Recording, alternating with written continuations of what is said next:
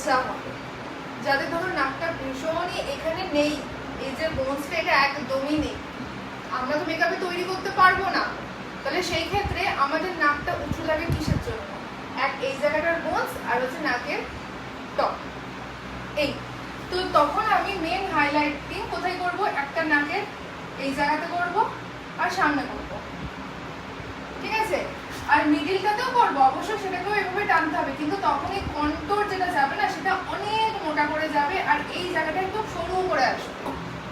আমাদের নাকে আমরা হচ্ছে মাঝে অনেকটা গ্যাপ দিতে পারি, যাদের একদম বোচা হবে তাদের কি হবে, কন্ট্যুর একদম এই বোনসের ওপর দিয়ে আসবে আর মাঝখানটা একদম সরু জায়গা দেবো যেখানে আমি হাইলাইটিং করবো। তাহলে কি হবে? তাহলে আমাদের ওই বোচা নাকটা লম্বা দেখানো যাবে। এটা একটা সিস্টেম বা এটা একটা টেকনিক হলো মেকআপের, কিন্তু অ্যাকচুয়ালি কি কারোর বোচা নাককে উঠিয়ে দেওয়া যায়? মেকআপের মাধ্যমে কোনোদিনই সম্ভব না। আমরা আর্টিফিশিয়াল ভাবে একটা ড্র করতে পারি, তার